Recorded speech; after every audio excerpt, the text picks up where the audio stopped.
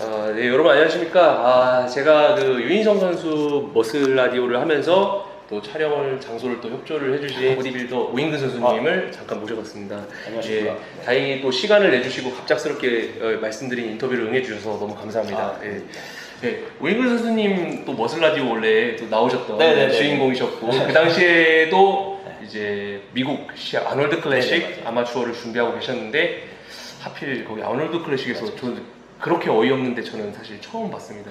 예, 그때 감정에 대해서 좀 여쭤보고 싶었는데 또 인스타그램에서는 또 행복한 모습으로 그래도 보여졌던 모습인데 아놀드 클래식에서 당시에 간략하게 말씀드리면은 정상적으로 오하이오가 진행된다고 하고 아마추어도 진행된다고 했었는데 그렇죠.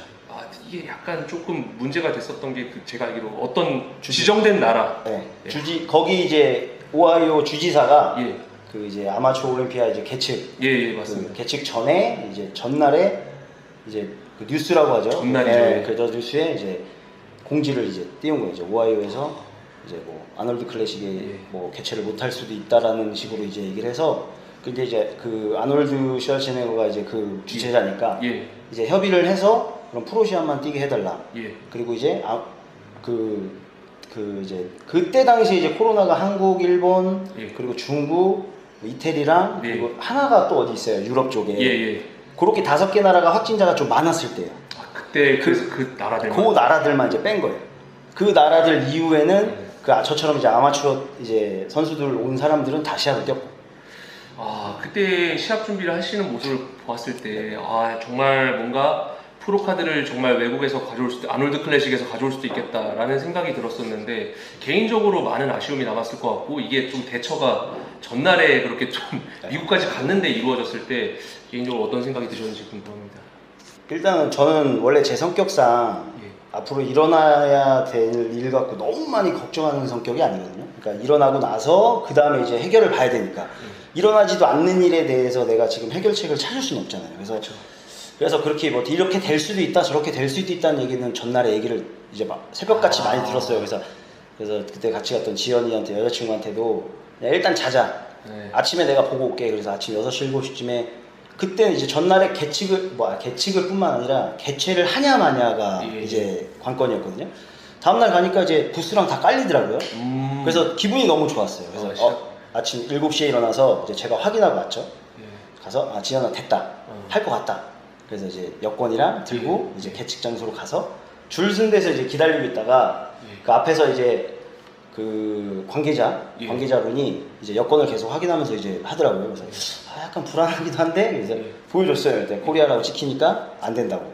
그러니까 무전을 치더니 안 된다고 얘기하더라고요. 어떻게 보면 당일날. 네. 거의 이제 당일날 그 통보를 들은 거나 마찬가지죠. 전날에는 이제 개최를 하냐 마냐가 이제 그게 관건이었으니까. 제 기억에 그 여자친구분도 시합을 같이 준비하셨던 시합이기 때문에 거기 이게 어떻게 보면 지나간 일이기 때문에 이렇게 얘기할 수 있겠지만 좀 개인적으로 이거 괜찮으실까?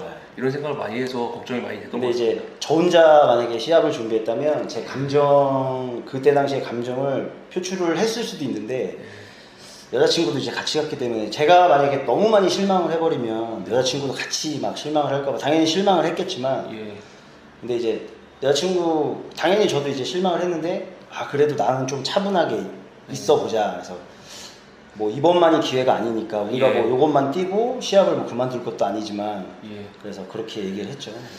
지은이한테. 그리고 지금 여기 센터가 열린 지 얼마 안 된 걸로 이번 주에 이제 오픈을 했어요. 이번 주에 오픈을 하고 빅토리짐 2호점 맞죠? 네. 센터가 이렇게 넓은 센터는 또 오랜만에 본 것 같은데 빅토리짐 1호점을 제가 머슬라디오 촬영할 때 갔을 때 거기는 약간 보디빌딩의 이런 보디빌더들의 땀과 그런 느낌들이 있는 좀 던전 같은 그런 느낌이랑 기구들이 보디빌딩식으로 막 되어 있는데 여기는 약간 일반인들도 와서 운동을 하기 편한 그런 느낌인 것 같습니다. 그러니까 뭐 지역 특성에 맞춰서 근데 이제 아무래도 이제 저를 보고 오시는 분들도 있으니까 그럼 저를 보고 오시는 분들은 사실 뭐 헬스를 좋아하시는 분들이죠. 보디빌딩을 좋아하시는 분들이니까 그래서 이제 기구 세팅이라든지 이런 거 할 때는 어차피 제가 다 관여를 해야겠지만 그러니까 그런 쪽으로 이제 좀 더 생각을 이제 그런 쪽으로 반영을 많이 하면서 이제 같이 이제 뭐 그렇게 들어갔죠. 이 시합을 준비하시는 듯한 모습인데 뭐 저는 알고 있지만은 어떤 시합을 준비하시는지 모르시는 분들도 꽤 있을 것 같습니다. 예. 저는 10월 달에 열리는 올림피아 이제 올림피아 프로 시합이죠. 미스터 올림피아. 네, 미스터 올림피아 앞전에 있는 올림피아 아마추어. 미스터 올림피아 아마추어를 시합 베가스. 네네. 근데 이번에는 올란도에 올란도에 출전을 하시는 걸로 알고 있는데 현재 뭐 체중인 이런 것도 많이 궁금한 거예요. 네, 지금 제가 102kg 정도 나가고요. 아마 시합 체중은 95에서 6 정도 되지 않을까. 그러면 한 마이너스 100kg 체급으로 뛰게 될 겁니다. 네네네. 올림피아 아마추어 작년에는 또 아놀드였죠. 그쵸. 아놀드에서 또 프로가 됐던 사람이 또 헤비급에서 나온 걸로 브라질 선수가 있는데 그 선수도 또 굉장히 또 좋은 모습으로 나왔는데 사실 지금 코로나 시국이 어느 정도 미국에서는 좀 나아지고 있기 때문에 뭐 각 지역에서 또 많이 모여서 작년보다 더욱더 경쟁이 치열해질 걸로 또 예상이 됩니다. 아놀드 클래식 아마추어와 올림피아 올란도 베가스 아마추어는 또 경쟁이 굉장히 치열한 걸로 알고 있는데 국내에서도 이제 또 어떻게 보면 프로카드를 딸 수 있는 기회들이 많아지고 있는데 뭐 해외 시합을 고집하시는 또 이유가 있으실까요? 그냥 뭐 제가 잘났다는 건 아니지만 저는 그냥 해외에서 프로카드를 따고 싶었어요.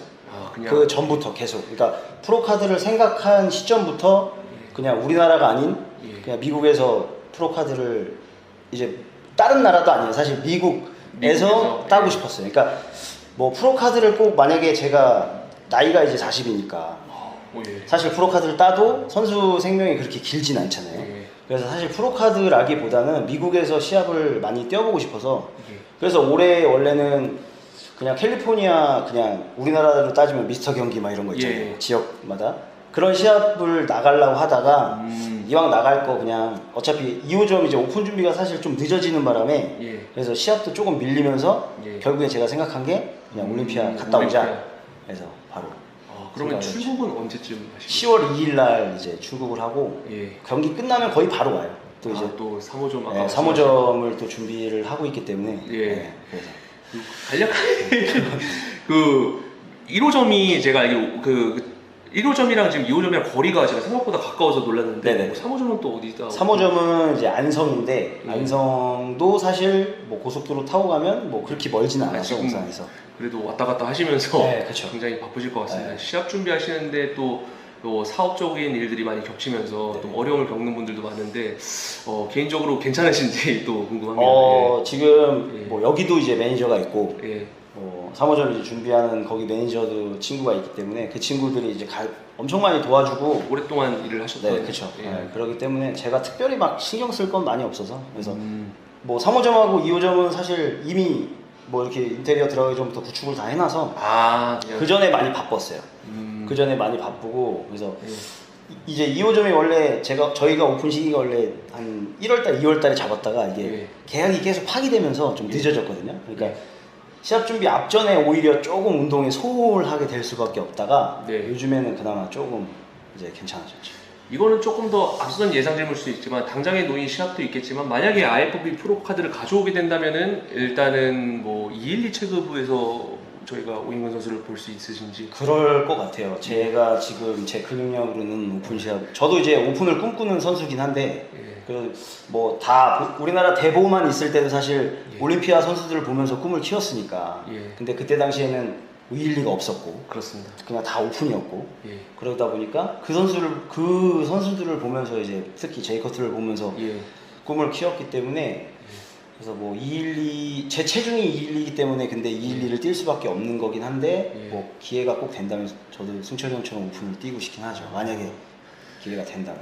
오인근 선수님 보면은 많은 팬층을 또 가지고 있고 오인근 선수님을 보면서 운동을 하시는 보디빌더 분들도 굉장히 많이 있는데 물론 시청자분들도 계시지만 그런 보디빌더 분들께 뭐 마지막으로 좀 한마디 부탁드립니다.